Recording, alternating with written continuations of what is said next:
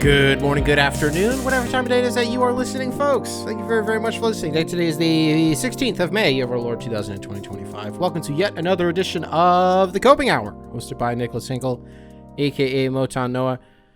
Truly a sad week in the NBA, a sad day. In particular, was this past Monday. The NBA held its draft lottery locally here in Chicago, just right down the street. We'll actually talk a little bit about what my week has been like around the hotel that all of this stuff has been going on at the end of the episode. Use the timestamps to your advantage on that one. And then later that night, Boston and New York played was that game 4 or game 5? Which one was that? They have since played another game that the Celtics won. The Celtics are still alive, but there's a bit of a somber mood. Not only did the Dallas Mavericks win the lottery, hours later, 2 hours later, the game that followed the draft lottery, Jason Tatum is having one of those stamp games. I don't know if the Celtics were going to win, but if they did, it would have been because of him. And in the last 7 minutes of the game, with the way that he was playing, we knew where the ball was going. And then he goes down with a non-contact injury, and it was one of those non-contact injuries that you just kind of know immediately. And if you didn't, when it happened on the floor, then surely you did when he was getting wheeled to the locker room, and we all saw the video of him. We saw his face and him just being like, he just knew it, right? We actually spent, it was pretty wild. We spent 19 hours kind of in the dark about what was going on with Jason Tatum. It was weird. It was like a thing for about a day. People were freaking out that we were 12 hours removed from seeing something that we all knew what it was, but it just wasn't coming out yet. Why? That's weird. And then about 19 hours later, we find out, dog, he got the surgery. That's why. That turnaround time is insane. This happened, 8 or 9 o'clock Eastern time? He would have been on the operating table, 12 hours later? That's insane. That's crazy. I guess such is life when you are the franchise player of the Boston Celtics. A guy who just won a championship, was not the conference finals MVP, nor was he the finals MVP. Maybe not nice of me to point that out when we're kind of softly eulogizing him because he just is going to be away from basketball for a long time. I don't need to point that out. That was not kind of me. It's true, but I didn't need to point it out. Jason Tatum, his Achilles is gone. A lot of conversation about, how does this shape the league for the next year? Who knows? It's only a matter of time until the Jason Tatum, Aaron Rodgers adjacent rumors kind of start to float around. As modern medicine and medical practices advance, the turnaround times on a torn ACL or a ruptured Achilles, they will shorten. Who knows? 15 years from now, maybe you're back in 6 months. You know what I mean? That kind of happens with ACLs sometimes. Guys have super quick turnarounds. Achilles, though, is a whole different thing. Well, Aaron Rodgers, the rumor was that he was going to return in a 4-month window. He was the second play of the season, ruptures his Achilles, and they're like, yeah, he'll be back by mid-December. What? I don't think we'll hear that about Jason Tatum. I don't know. Hey, the Boston media machine, you really never know with him. Hey, if Bill Simmons hears one thing, you know what I mean? He's going to be like, yeah, here Tatum's going to be back in January. What? I doubt it. Is it crazy to think that he comes back for the playoffs next year? I don't know. Not a doctor, but maybe. You would imagine, though, that Jason Tatum probably done for an entire season. It just sucks. It really sucks. Similar to the Damian Lillard Achilles injury but it's different. You had a similar feeling of oh man, but it was different. Because with Tatum, it's this is a guy that's at the peak of his powers, and we're watching him go up another level every single season. Every time he gets to the playoffs, it's wow, Jason Tatum unlocked a new version of himself, kind of. Did get a little weird in the playoffs last year. I referenced the Jalen Brown winning both respective MVPs of their title run. That wasn't really for no reason. I mean, a lot of the time you did kind of come away from games being like, wow, this Jalen, how about this Jalen Brown guy? How come nobody ever talks about him? How come nobody talks about the guy who is about to make $70 million this season? The guy that we spent a year and a half being like, is it worth paying this guy $280 million? Most people were like, no. But he did end up getting it. Okay. Peak of his powers, potential back-to-back on the line, and it's just over immediately. The bubble bursts. You're already down on a massive hole in the series. Whereas with Dame, it was kind of like, I mean, we talked about it on the show, but just to rehash it a little bit, it was like, I don't know, the team is sort of at the end of its run. We all kind of, the writing was on the wall whether or not this happened. Dame has kind of just had a weird, ever since he got to Milwaukee, it's just been weird with him. And so it stinks that with his age, you don't know when he comes back or how he comes back. You imagine, I don't want to say if he comes back, you imagine he will.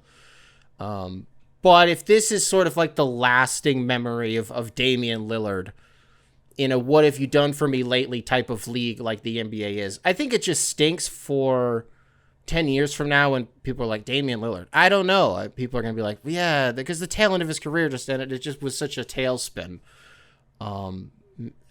But they are sort of similar actually in the sense that both injuries kind of indicate, okay, for sure something is going to happen with this team. We were kind of already speculating it, but then like for sure it was going to happen. But it's been another major talking point about the Celtics this week. Is like, what does this mean? I talk about how Jason Tatum's injury reshapes the league, but how about just their individual team? Well, we've covered it on this show that Bill Chisholm, their new owner who just paid $6 million for the team, he's going to gut the entire team, and all he needed was a reason to do it. Well, how about the fact that you are going to be paying between two guys like $140 million next season, and one of them, by the way, is going to be out for the entire year. So that doesn't feel good. Everybody else is just kind of like, here's my question. Kristaps Porzingis. We've all done the thing where we've been like, man, he's just kind of out sometimes, and we're never really sure why. It's not always made clear to us why Kristaps Porzingis isn't playing. You want to know what the streets are saying? I keep my ear close to the streets for stuff like this. I got a little something for you. People are saying he's got long COVID. And that just nobody's going to say it. Because that's not really what people want to hear right now. In people's heads, COVID is over. It's done. It happened. We made it through the pandemic, and now COVID is gone. The truth is that for the rest of our lives and the rest of everybody else's lives, it will be a thing. It exists now. It was made in a lab, and then it was released to the world. And now it just exists, and it's something that we're going to have to live with. But people don't want to hear about it, though. You know? If Nikola Jokic, the next game that the Nuggets play, is out due to illness, he might have COVID. I don't know. What I'm saying is, do you really think they would list it as COVID? I just don't think people want to hear that right now. Kristaps Porzingis, he's just out all the time. He's always sick. Long COVID, perhaps. Didn't he have a really bad bout with it and missed a ton of time? Like, when were people going into COVID protocols? Like 3 years ago? I don't remember. It's about 3 years ago, 4 years ago. That sounds about right. Something like that, right? So maybe him, do you put him on? I don't know. I'm not really here to fix the Celtics right now. But it just is interesting to think that this team as we know them is done, which just feels strange to me. But that's maybe for a different time. Just stinks. Jason Tatum ruptured his Achilles. And the Celtics I just don't believe they can win the series against the Knicks. I do not believe that they can do it. But we'll expand on that maybe in a minute. Because I do want to talk about the other thing that I teased at the beginning that happened on that day. I did a very brief, immediate reaction to the lottery. I put a video up on the Motono YouTube channel, about 5.5 minutes. So I'll try not to repeat anything I said in there. But I got to be honest with you guys. I've had a tough week wrestling with this. The Dallas Mavericks winning the lottery. I think it just feels bad that the bad guys won. And I think that I'm having a hard time wrestling with this like narrative arc. And that this is the way that the story is going. That we all collectively, as a globe, denounced a thing, and then the thing that we were denouncing was thrown a life raft by the universe. And now they just get to re-rack. And this is the other part that sucks, is like, Cooper Flagg works in Dallas. It makes so much sense. And it is such a perfect marriage. Like, God damn it, it's so good. Right? I mean, immediately the reactions are, well, Nico said defense wins championships, and now they have Cooper Flagg. And now they just go ultra mega huge with him and Anthony Davis. You have Kyrie when he comes back from his... Did he smoke his Achilles? Or was it his knee? Kyrie's going to be out for a while, right? I don't remember what happened to him. It was like a month ago, but it feels like it was 6 months ago. It doesn't matter. You have Cooper Flagg, and you have... What does this look like for PJ Washington? Just really quick. Just really, really quick. What... You know what I mean?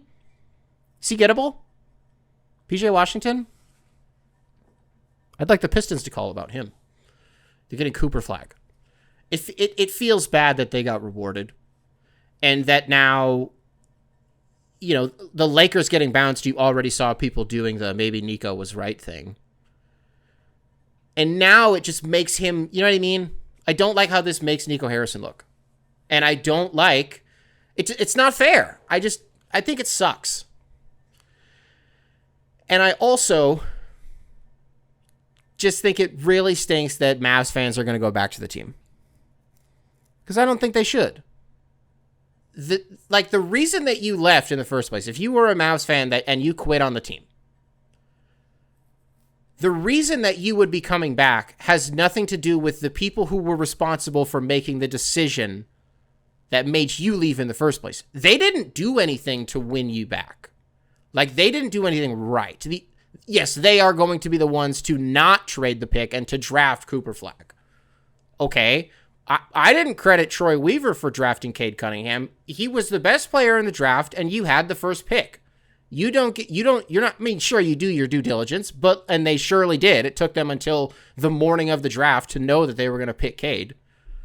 But, like, you know what I mean? You just don't get credit for it. You give credit to, you know, Troy moving up in the first round to get, like, Isaiah Stewart, right? Having to be like, I need to zero in. This is my guy. They did the same thing with Jalen Duren, right? That's where you give GMs credit. Now for the first pick, I don't know. They didn't, you get what I'm saying? They didn't win you over.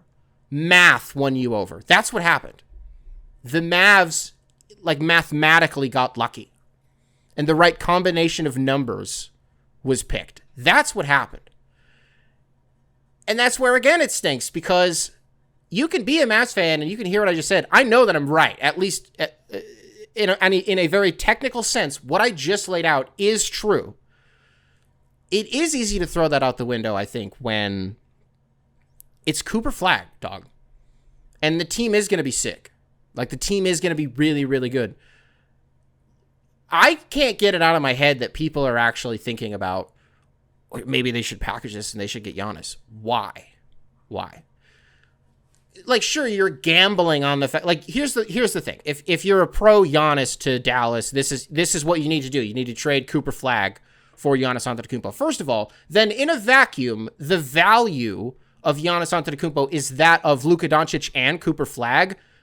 Mind exploding .gif. That's insane. Because that's what it would be, technically, right? So if you're pro trading for Giannis, you would be, I don't know, you'd be saying something to the effect of like, well, you're getting a guy who's won a championship. He's won a finals MVP. He's won a regular season MVP. He's won defensive player of the year. He's an umpteen-time all-star. He's made, however many all-NBA teams. Rebound leading guy, scoring leading guy, I don't know, whatever his accolades are. You know that this is what he is. He's done all of it, and he is still in his prime. And you've got, 2 years left on his contract. You could get that. Or you could just bet on the guy who will be your guy for the next 15 years and could easily do all of the same shit, by the way. He could easily do all of that same shit. He's also a lot cheaper right now. I don't know. I just think it's crazy. And I think when you talk about the Mavs being thrown a life raft, they have to acknowledge that in some way. You know what I mean? I just feel like that had to have been their first instinct, was like, we've been saved. This is our moment to rectify whatever we did wrong within, like, the basketball universe. I don't want to say to the basketball gods, because clearly they don't exist. Clearly, they don't. The Dallas Mavericks just won the lottery. The only trade that I would think about, maybe, is if the Spurs at number 2 opened whatever war chest they have. And they called Nico, and they're like, whatever you want. Whatever you want. Take De'Aaron Fox. I mean, they wouldn't need De'Aaron Fox, but like, I don't know. Well, I don't know. If Kyrie's going to be hurt, I don't know. You do something weird. It wouldn't be De'Aaron Fox. But like, take whatever you want. And the second pick, by the way. And then you get Dylan Harper. You get Ace Bailey. This is a deep draft. There are a lot of dudes at the top, even in the middle.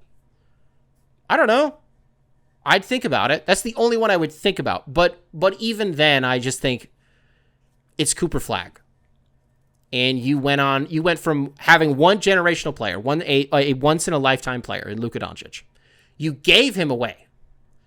The way that you gift wrapped Luka to the Lakers, the universe just gifted Cooper Flagg to you. And in some way, this has to be like an ethereal anecdote about karma. Nico Harrison did Rob Pelinka a solid. He did something that he did not have to do and that nobody else in the world would do for a friend. And the basketball universe said, okay, word. And it goes back into the economy. And then Cooper Flagg is a Dallas Maverick. That's what happened. And it's, man, you look around the NBA, if we pull up the results of the lottery, you're thinking about Wizards fans, they're in your prayers. It was Dallas 1, San Antonio 2, Philadelphia at 3. So they get to keep their pick. It does not go to Oklahoma City.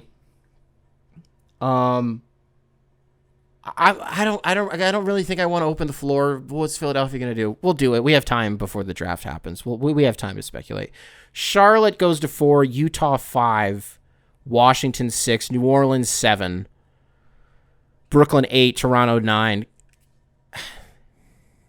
Houston 10, Portland 11. Look, Washington, Utah, and Charlotte fall. I mean, it's bullshit. We got an email from Wizards fan Tom. Some of you may know him as Bathroom Tom. Or perhaps by his preferred nomenclature, Hot Tom. He's a Wizards fan.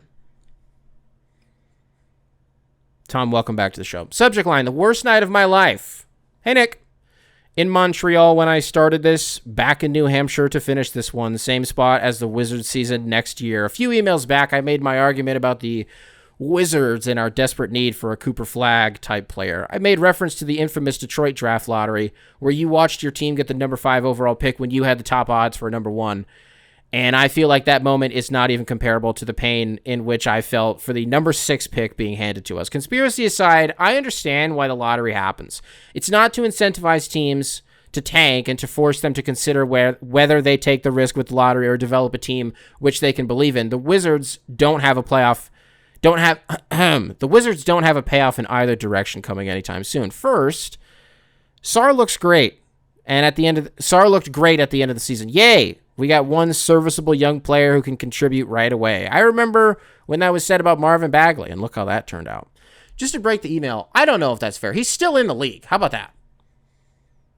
5 years ago, if you said to somebody, I mean, that was 3 years into his career, Marvin Bagley's going to be in the NBA in 2025. They would have laughed you off of the internet. You know, he's still in the league. I don't know. And when he plays for your team, you're like, well, didn't he play for the Wizards? So wouldn't you know? I swear he played for the Wizards. He's sneaky become a journeyman. I don't know. He's been around the league. Teams want him. He's got something people like. I don't know. I liked him in Detroit. Back to the email. We got rookies who broke records because we were the only team to have the fucking balls to have fans watch this quote-unquote team filled with veteran rejects and literal teenagers. I don't give a damn about what this means for their long-term development. We just saw one of our worst seasons ever. We accomplished diddly fucking squat. And the best part, no one was fired. No vets have been brought in. No clear plans for the future besides, hey, look at these 3 young guys.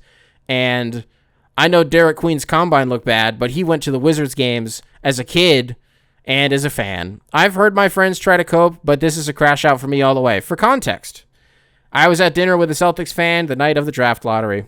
We both didn't get what we wanted that night, referencing the Tatum Achilles tear.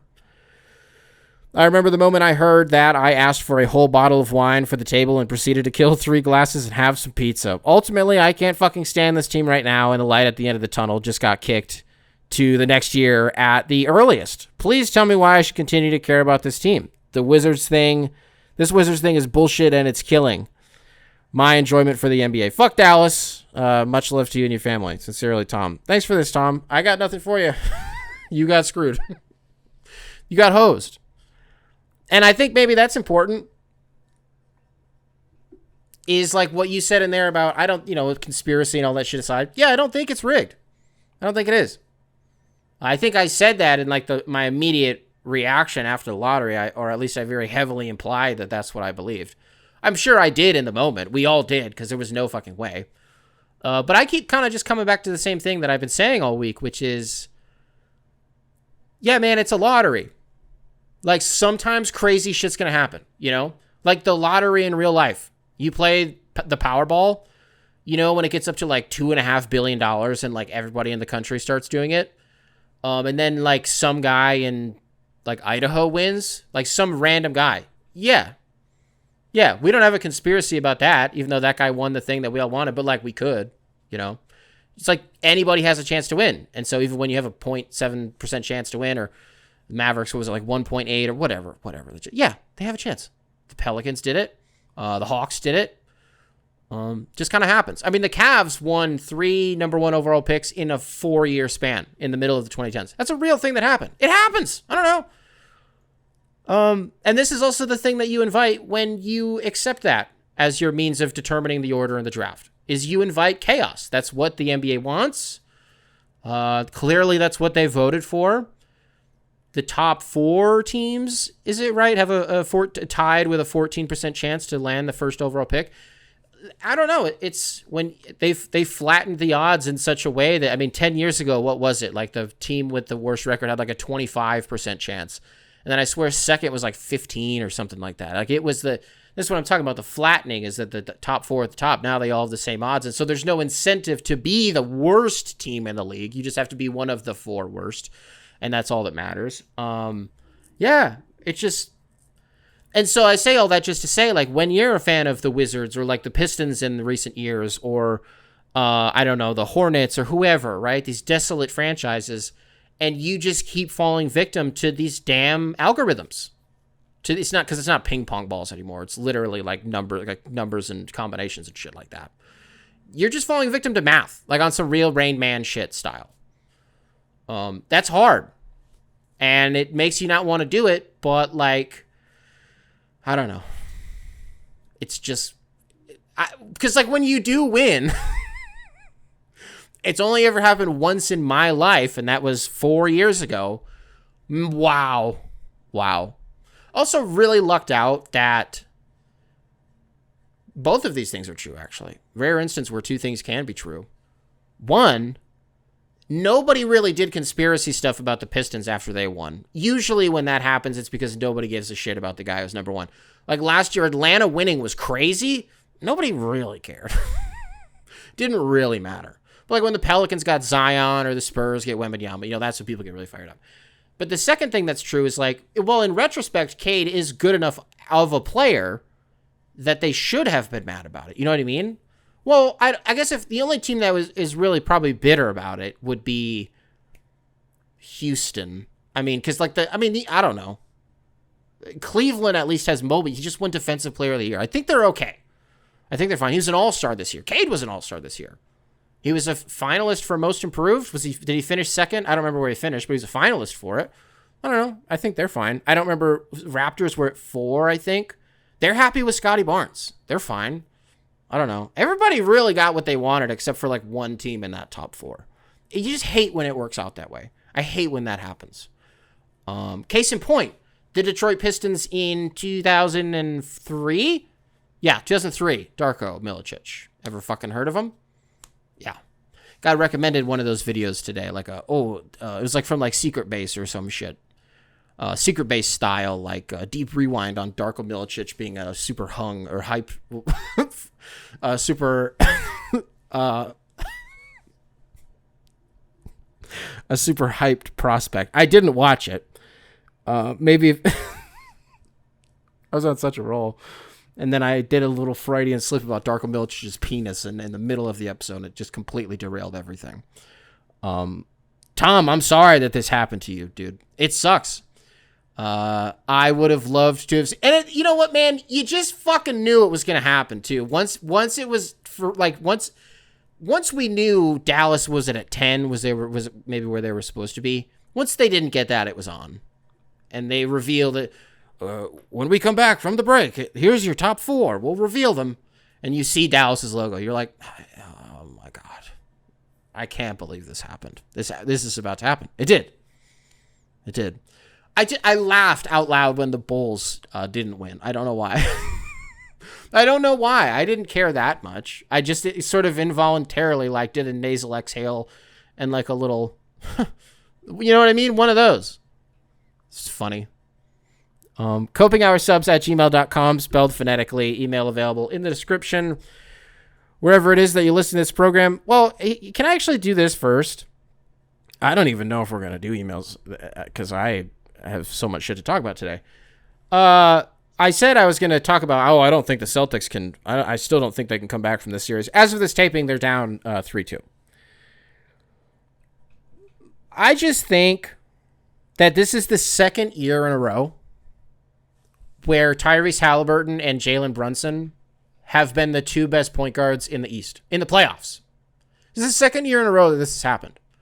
Last year, they ended up playing each other in the second round, right?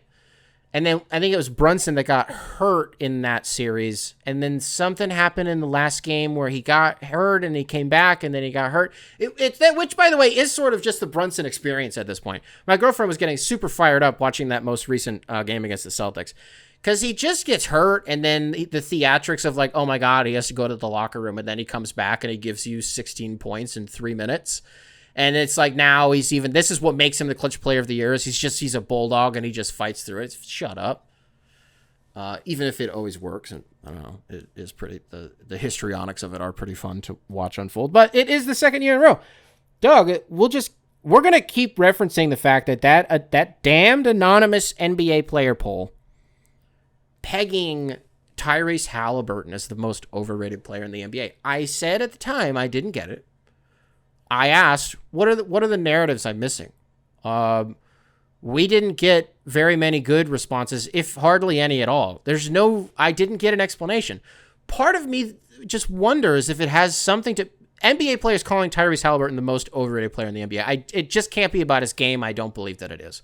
I wonder if it's just like hater shit because in some way he's kind of an ambassador for the game when you think about how involved he is in the media.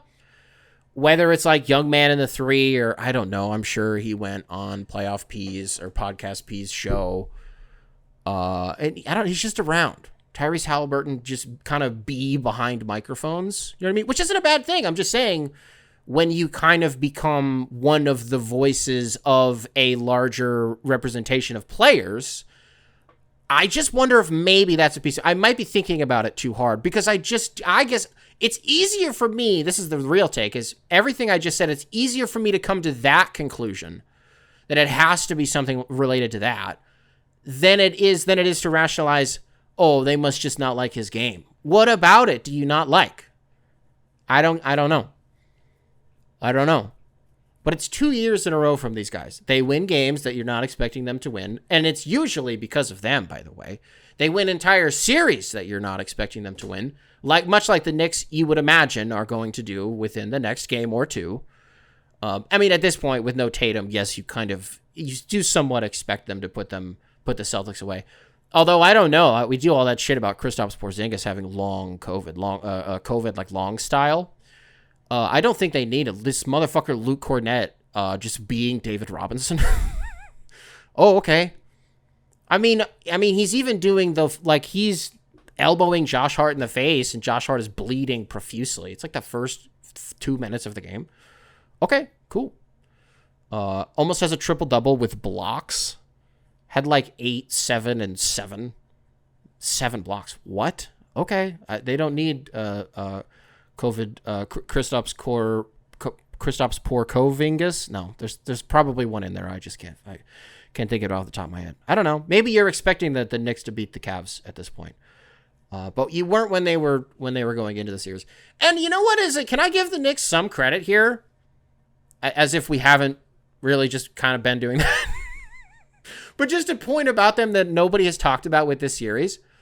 Doug, they had was it 3 days of rest?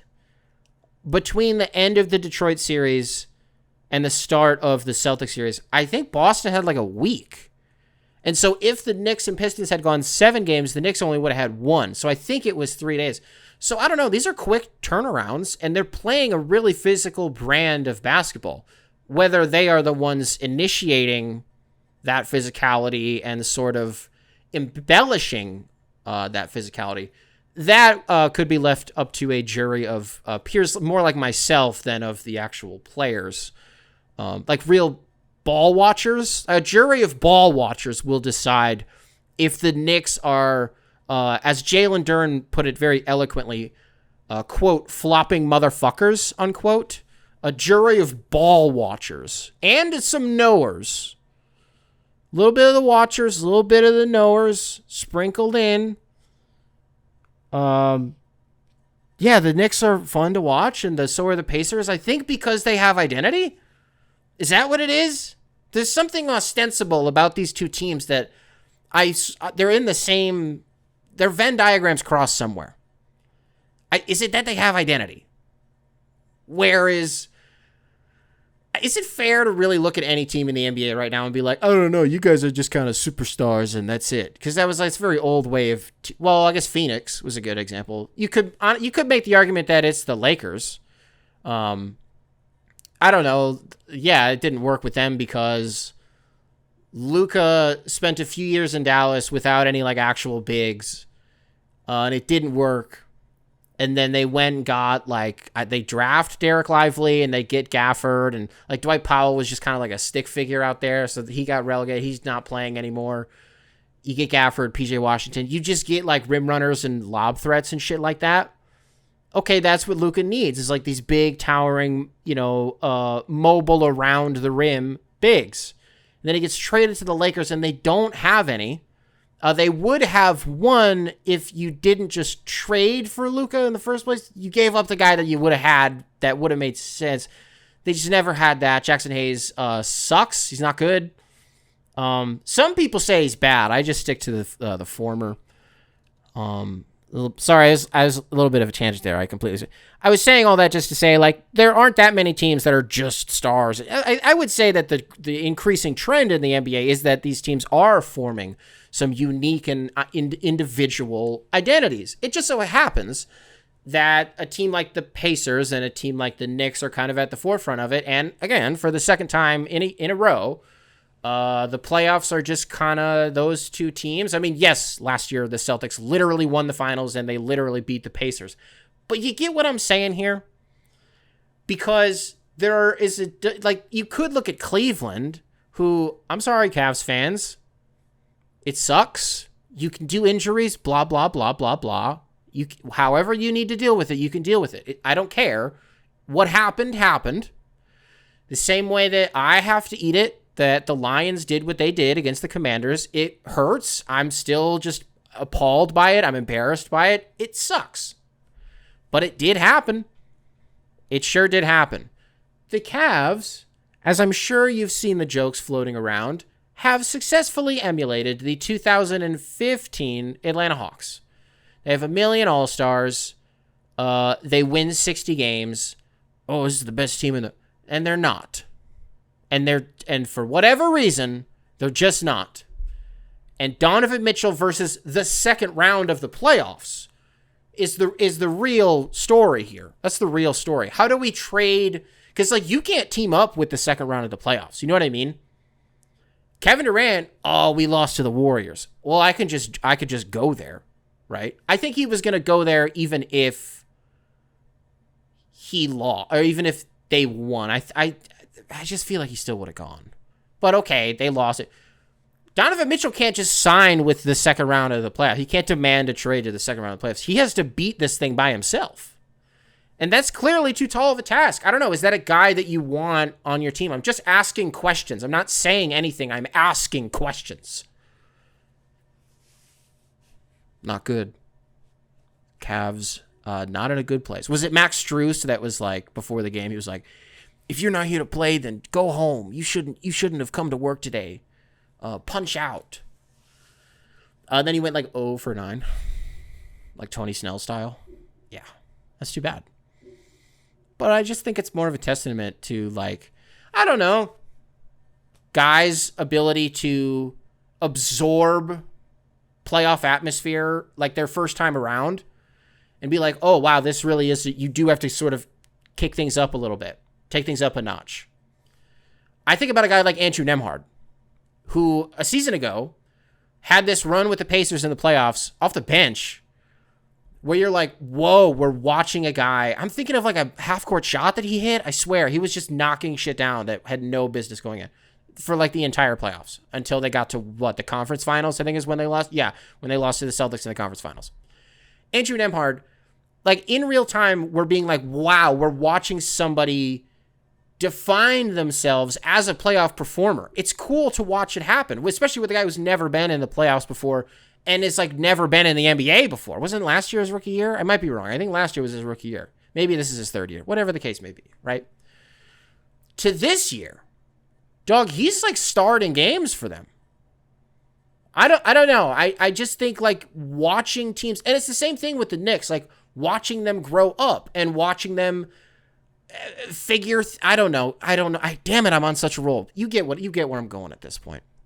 Watching those two teams collide is pretty fun. That's really fun. It is bizarre to think, though, because now also Minnesota in the Western Conference Finals, so now we're just waiting on Oklahoma City and Denver. I don't even want to, I don't know. I'm not going to be like, oh, Oklahoma City. I don't know. Although Oklahoma City, most recent history would indicate Oklahoma City, another team that has hashtag grown up.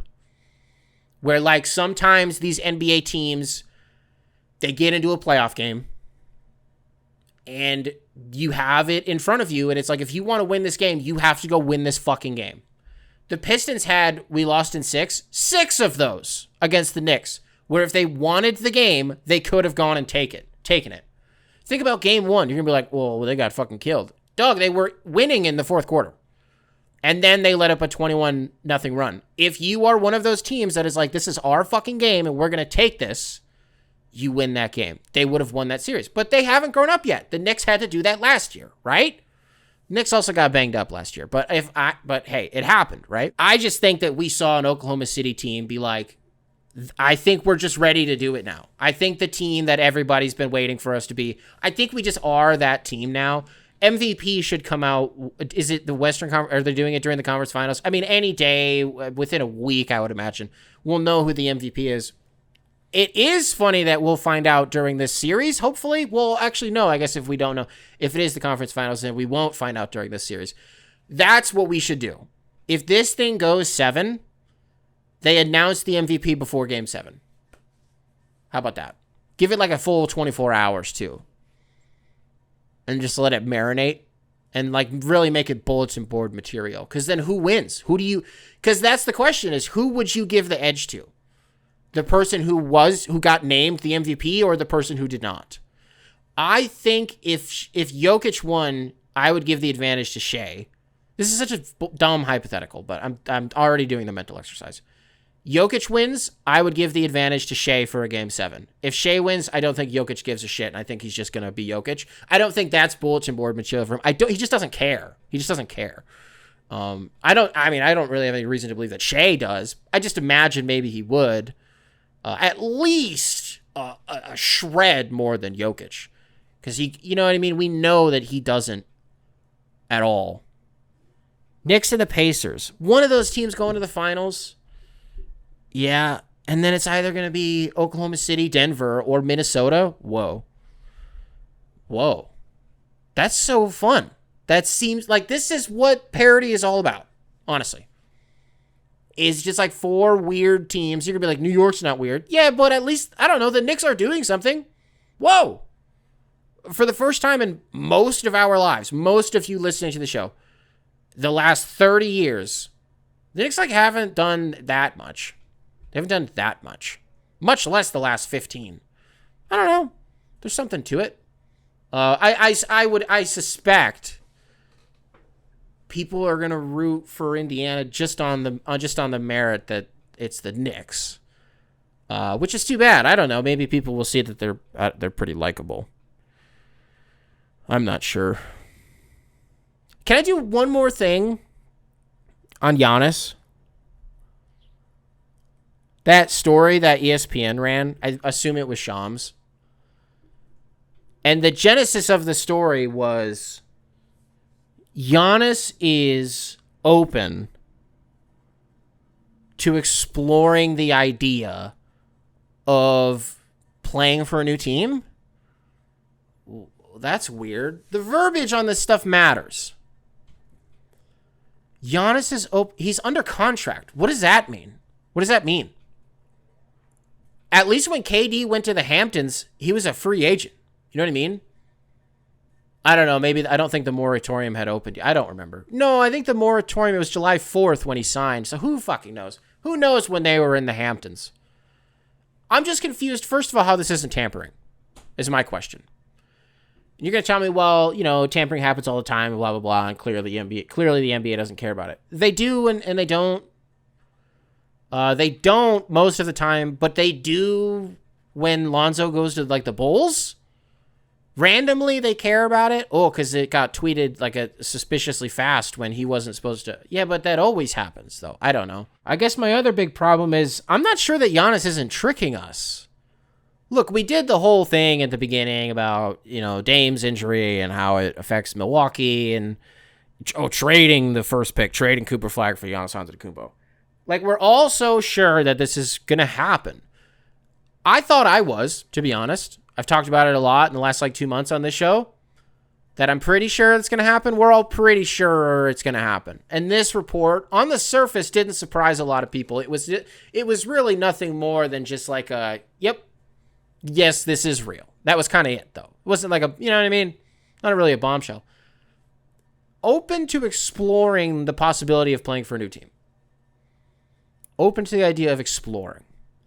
He's First of all, once again, he is under contract. Second of all, is this not just kind of like what Giannis always does? Only this time, it's way more direct. And this time, it's through Shams Charania, the most trusted insider in the NBA, he's mouthpiecing that Giannis is... this isn't Vanity Fair or fucking GQ... where he drops a little something weird, and then a month later, Drew Holiday's a buck. And then a month later, Damian Lillard is a buck. Is this that? I don't think so. If it is, we will know within the next 2 months. I don't know how the fuck they would get anybody. But if they have nothing left. If John Horst opens up his war chest and plumes of dust and tumbleweeds are coming out of this thing, cobwebs there's nothing in there that they can't go get a Drew Holiday or a Damian Lillard. They don't even have a Damian Lillard despite the fact that he's on the payroll. They don't have him anymore. He's gone. I don't think it's that. Do you wonder if it's if this comes up a year from now and Giannis still hasn't been moved and he's still with the team and he only has one more, I think he may have a player option in 2 years or it's a 1-and-1. I don't remember. So it's either two more years with a player option or 3 total years with a player option after 2. It's something like that. But that's why this is the right time to do it if you're Milwaukee, because you will get more because he has more years on his deal. Whereas if you wait to do this, the market's gonna be constricted or restricted, synonyms, whichever one it is, right? And so that's when it could start to kind of get ugly, and that's maybe when Giannis starts to be like, no, you're going to send me here. I don't think he's going to strong-arm this thing, but I do think that there will be some communication. I don't know. People love to throw out, like, the Brooklyn shit. You keep hearing about Brooklyn with him because he, like, owns businesses there. Oh, wow. Okay.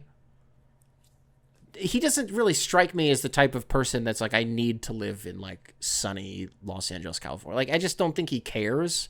Not in the way that Jokic doesn't care, but it's just different.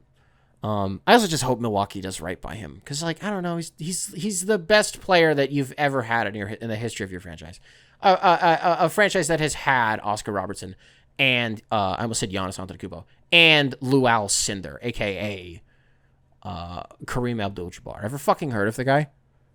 Pick up a book. Giannis is better than them. Giannis clears as the.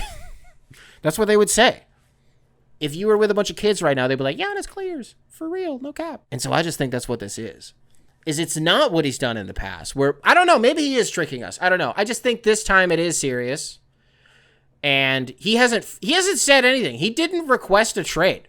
That's not what happened. That's not what happened. Giannis Antetokounmpo did not go to the press. He did not go to Shams Charania and say, I want to get traded.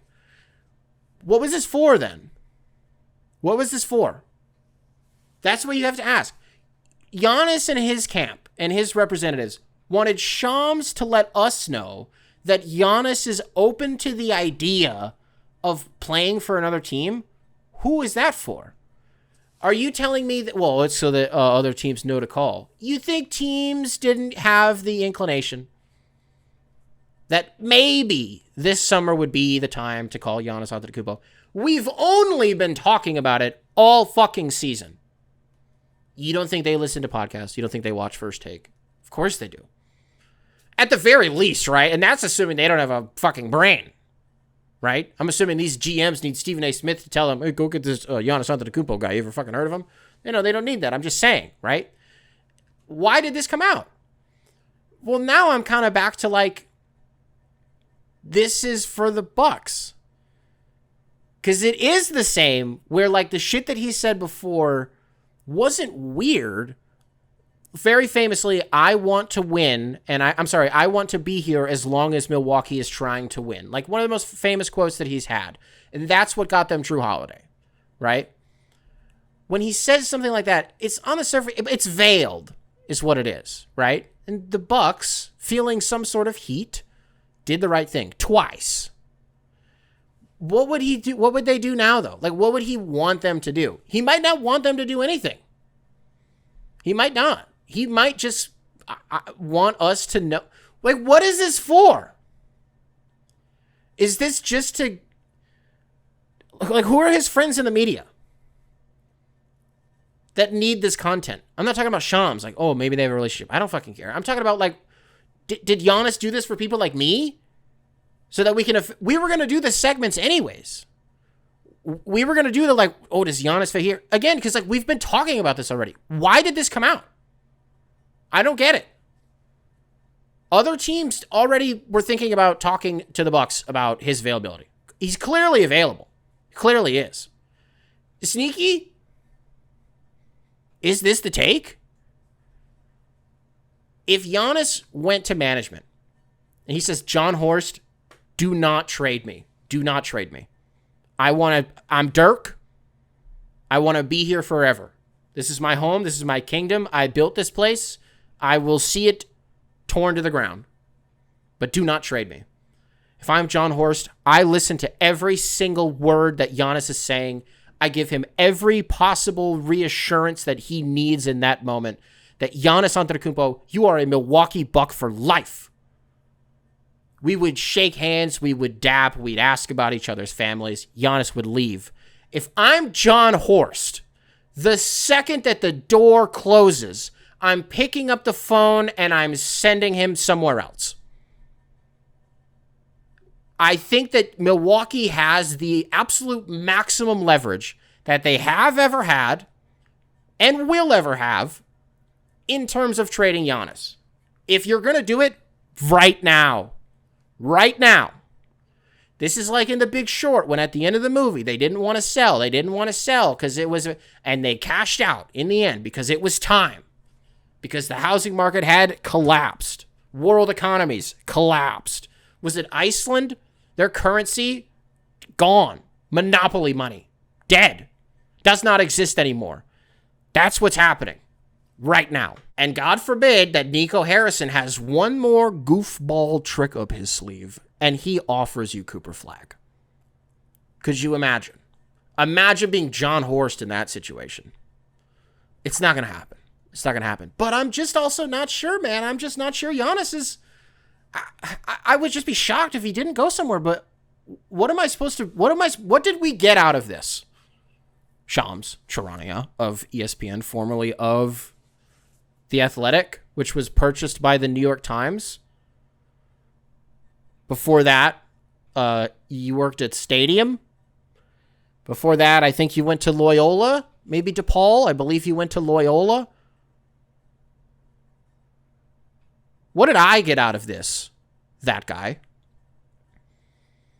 Because I just don't think we learned anything. Another piece of news in the NBA this week. You know, NBC getting their, this new TV deal in the NBA kicks in this next season. And so we'll be getting games on NBC and on Amazon. NBC's been putting together a very stacked crew for their coverage, including Blake Griffin, by the way. Hell yes.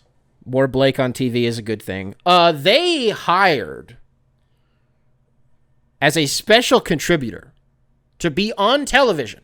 I assume at the desk at pregame and halftime, postgame. Special contributor Michael Jeffrey Jordan, formerly of the Chicago Bulls, the Washington Wizards, the Chicago White Sox, the Altoona, probably whoever the fucks, North Carolina.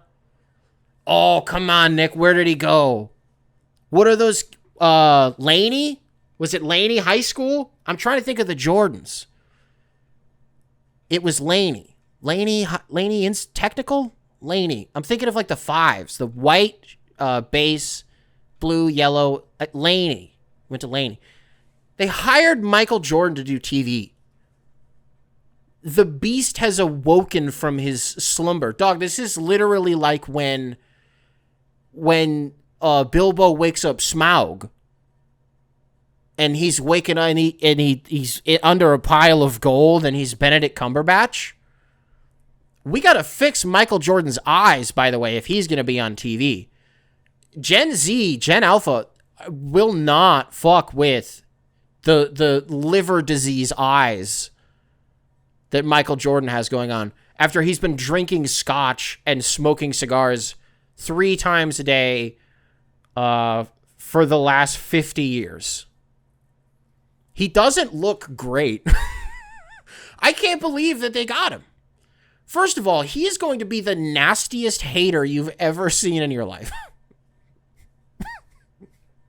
He's going to be disgusting. And nobody's going to care.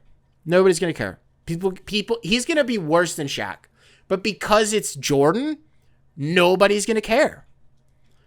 I'm also, again, just shocked that I thought The Last Dance was like the last time for, I don't know if it ever, but like for a long time, that we hear Jordan say anything. Much less like give his narrative perspective on something. Much less his entire fucking career. But such was life. You know, the LeBron GOAT debate, it was getting a little hot. Jordan felt the fire. He said, I got to remind these youngins. I got to let them know. Let's throw together The Last Dance. This multi-part docu-series. And wouldn't you know it, COVID happens. We're all stuck inside. We have nothing else to watch. We had so little to watch. We had just binged The Tiger King. We had nothing. Everyone in America, in the world, had just binged The Tiger King. And we were out of shit to watch. And everybody just bullied ESPN on Twitter and was like, release The Last Dance, like early, like 3 months early. And they just did. Like a week later, they were like, all right, fine. How cool was that? straight up 3 months early on a whim. They were just like, yeah, people are fucked up right now and they just like need something. We all just like need, talk about monoculture. Something that we were all watching at the same time because there was nothing else to watch. And it wasn't even one episode. I think the first night they showed the first 2 episodes back to back. So it was like 2 hours of just like cool shit. It was just cool. I guess I just thought that was going to be the last time that we really heard from him. He's a super low-key guy. He doesn't really like poke his head out and like do interviews. Like when he was at the national championship when North Carolina was playing Villanova, I think that was maybe 2018. Like Jordan was there. That was crazy. He does not get up. He does not get out of the house. He doesn't do shit. He like golfs and then goes to China and then smokes and goes to sleep. And then like maybe has to bail his son out of jail. That's it. He's going to be on TV. Michael Jordan, special contributor. So like, how did he get this job? Because you're going to be like, oh, they must have paid the shit out of him. I mean, sure. Did he lose a hand of cards to a network executive? Do you think that's what happened? It has to be something like that. Do you think Michael Jordan, blink twice if you need help? Although I don't know in this scenario, I don't know if I'd want to help him. Let's talk about it though. Are you guys familiar with the conspiracy about Bruno Mars that the reason that he's been doing like residencies in Vegas at the MGM, I believe that's where it is, forever, and has a contract to do them literally for the rest of his life, is because he has so much outstanding gambling debt. Like Bruno Mars very famously loves gambling, but like sub-famously also has a shit ton of debt. And so people wonder if that's his way of paying the casino back. I am hypothesizing something similar here. I don't know. MGM Bet is a partner of the NBA. Michael Jordan, does he like to gamble? I don't remember. Someone fact check that. Will somebody ask Google if Michael Jordan likes to gamble? I guess I'm hypothesizing that he is in so much debt that he has to do TV. I don't think he would otherwise do this. I don't think he would. He does not do shit. Why does he care about, I don't know. Why would he, what's his angle? That's what I want to know. What's his angle? We laid out the angle for The Last Dance. It made sense when he did it. LeBron had just come back from down 3-1 when they originally decided that they wanted to throw that documentary together. It took them years to do it. And that I think Jordan was feeling the embers of that conversation. They put that shit in the chamber, and it was awesome. It was propaganda, but it was cool. Why is he doing this? I'm not feeling trustful of our media apparatus in the United States. Because I'm confused about why that Giannis story came out and why it was phrased the way that it was. And I am equally confused by this. I am as equally bewildered by this. What else do I got for you guys before I get you out of here? Surveillance week, first of all. Let's do that. Let's do that really quick. So it was surveillance week here at the Coping Hour, ladies and gentlemen. If you missed the previous episode, on Monday, I anointed this week as hashtag surveillance week because just the day prior, my girlfriend and I took our son up to the north side of the city here in Chicago because Gordon Ramsay was filming an episode of either Kitchen Nightmares or his new show that hasn't debuted yet, Gordon's Secret Service. We don't know which one it was. I believe it was Kitchen Nightmares, though. We were up there, we were looking at the set, and it was really cool, and all the trucks, and all the cameras, and all the crew, and all that. It was a cool scene. Didn't see Gordon, but, it was cool. Well, at the same time, right down the street from me, is where the NBA draft lottery and where the combine is and was happening. And so I was like, I'm going to literally go by every single day and I'm going to spy. I'm going to see if I can see anybody cool. There's going to be people there literally all week, from players to coaches to trainers to executives, various personnel, just NBA guys, just kind of all over the place. So that's what I did this week. Let me report to you my findings. Mike Miller. Whoa. Yeah, I saw Mike Miller. Saw him twice. Saw Mike Miller twice. Really cool. Can I tell you something, though? My brain did something shocking. when I saw that it was Mike Miller, and what my brain instinctively did to try to confirm that this was Mike Miller. So a very core memory for me, not just as it relates to basketball or sports, but a core memory of my life was watching Mike Miller hit a 3 in the 2013 finals with one shoe. He hit one shot with one shoe on. And I, for the rest of my life to this day, have said one-shoed Mike Miller was a bucket. Because in my head, so much time has passed, 12 years ago, so much time has passed that I've like mythologized that moment. I was recounting it to Maddie. I was like, he hit like 6 shots in a row with one shoe on. And then I was thinking about it in my head. I was like, he wouldn't have been playing with one shoe for 12 fucking times up and down the court. There's no fucking way. So I looked it up. He made one shot. But okay, so I say that just to say, my brain goes, is that Mike Miller? Instinctively, without thinking, I just did this. I looked down at his shoes to see if he was wearing one shoe. And he was wearing 2. But he was wearing Jordans, and that's how I was like, oh, that's definitely going to be Mike Miller. It was. And then, I'm going around the block a few times. Eventually, I just bump into him again. I see him again. Of course, didn't say anything. Didn't bother. It was, holy shit, Mike Miller. So cool. And then that same day, you're not going to believe who I saw. I saw Too Many Cameras from the Portland Trailblazers. I actually saw him. Yeah. Too Many Cameras, by the way. I don't know what his real name is. Is it Tumani Kamara? Tumani. Is it Kamara? I think that's what it is. I don't know. I have no idea. When I see his name, I just see the syllables and I stop reading it and I just go, oh, that's Too Many Cameras. And in my head on this show, that's how I've canonized him, as that is his name. Dog, I saw him.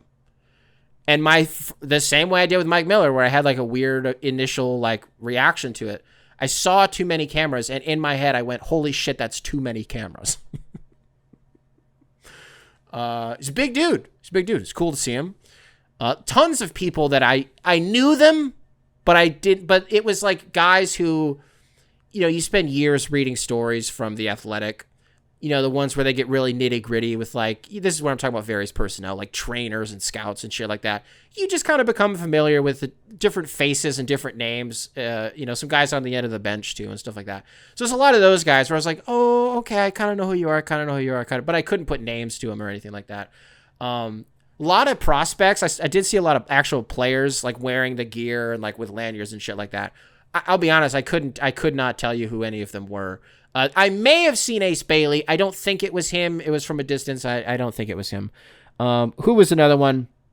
Andre Iguodala. Andre Iguodala got into a car like right next to me and my son.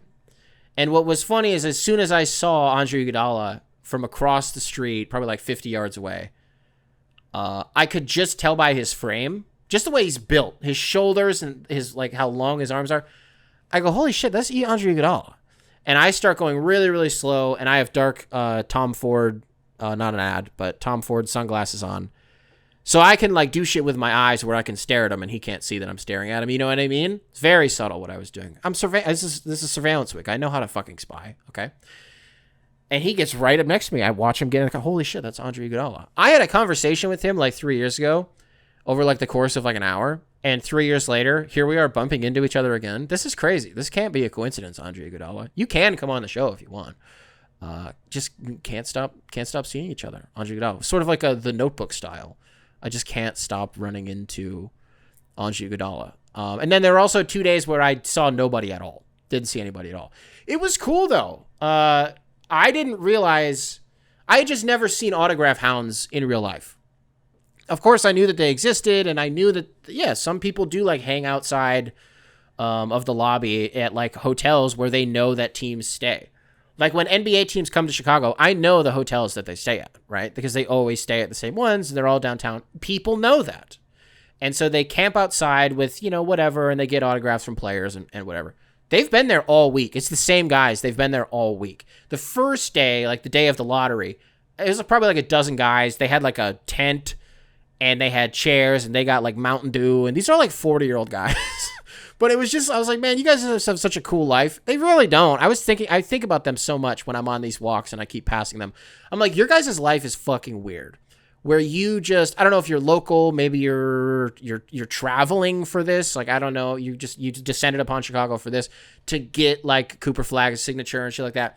and then you flip it on eBay or at auctions or at convention centers or whatever the fuck, right? Like, that's your whole deal. I don't know. I think, like, getting it for, like, your own personal memorabilia, like, you want autographs, that's cool. But I don't know. The guys who do it, you just see the type of guy they are. So I just never actually seen it in person before. That was pretty funny. Yeah, that's about surveillance week. Got a couple days left of the combine here in Chicago. I think it ends on Sunday. I'll go down a few more times. I've gone down every single day this week. Been hanging out around Wintrust Arena in the Marriott, where the right where the Sky play. Sky play the Indiana Fever on Saturday, WNBA season debut. So it's Angel Reese and Haley Van Lith versus Caitlin Clark. And then who else? Who did they just get? They just got somebody. What's her name? Blanking on her name. It doesn't matter because we're rooting for Chicago. We're rooting for the Sky. I don't like Haley Van Lith, but we'll see if I root for her. We'll see how she plays. I'm going to be really judgmental about the way that she plays on Saturday. So either I'll really overreact to it or I'll be right. It could end up being both, by the way. I overreact to things all the time and I end up being right. Not all the time, but I overreact to things all the time, and sometimes I end up being right, I think would be the way to phrase that. What else do I got for you? I was reading a story in the New York Times where they softly amplified the whole Miss Rachel is Hamas thing. Have you seen that? Do you know who Miss Rachel is? If you don't, you know how we grew up with Blue's Clues, right? Shit like that. The Wiggles.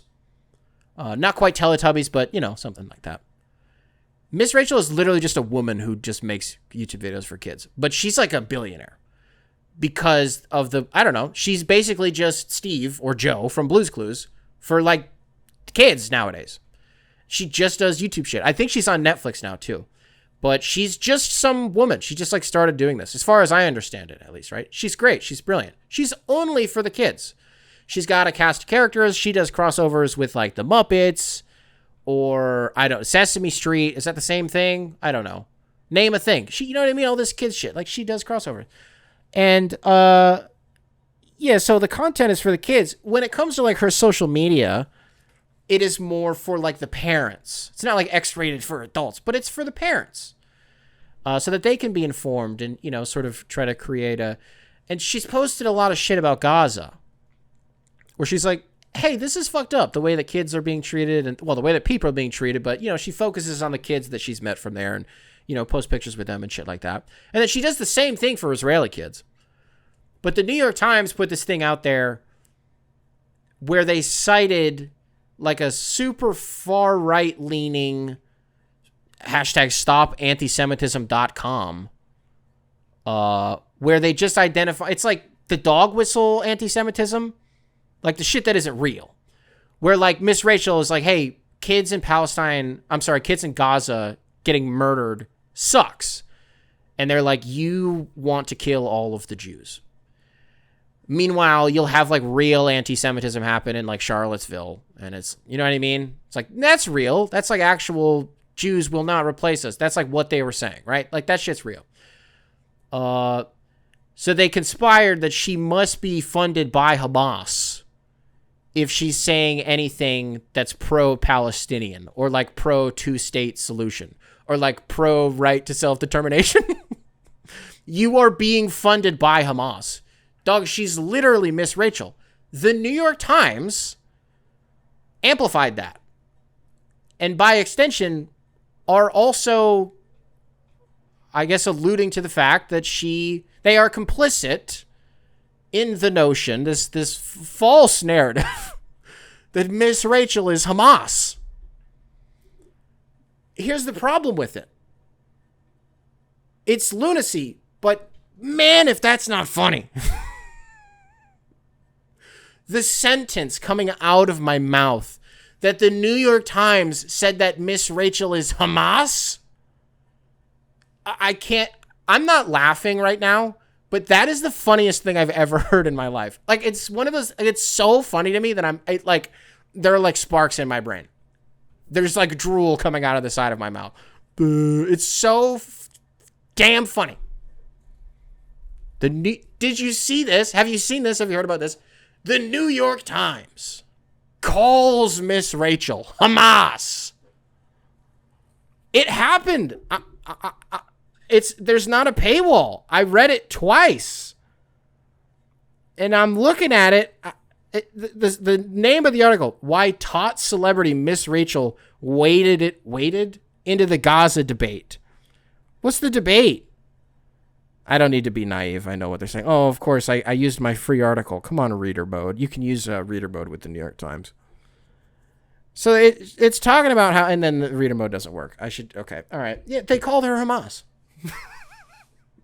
They were using somebody else's words when they did it, but you're the New York Times. I thought this was supposed to be, I don't know. I just thought it was fucked up and wrong and not cool. Because she's not. Leave her alone. She's literally Miss Rachel. Alrighty, folks. Spotify. Brunson or Haliburton? I was going to say, like, 7-game series, who do you want on your team, Brunson or Haliburton? Well, it looks like we might get that. Assuming the Knicks close this thing out. I don't know. I'm trying to leave all my doors open these days. Now that the Mavericks have won the lottery, you know what I mean? If Luka getting traded didn't already indicate to me that we are in Looney Tunes times, which I should have listened to and just not, you know what I mean? The Mavericks now being rewarded, they get Cooper Flag. Anything can happen. I don't want to say the Celtics are dead. I don't know. I don't know. Was Jason Tatum blowing out his Achilles a sort of Boston Marathon style event for the Celtics? Where the Boston Marathon happens, the Red Sox go on a rocket, they win the World Series. David Ortiz grand slam on the head of every Detroit Tigers fan in the world. The Red Sox win a World Series. This is our fucking city. Jalen Brown, Game 7, if it comes back to Boston, needs to, before the game, this is our fucking city.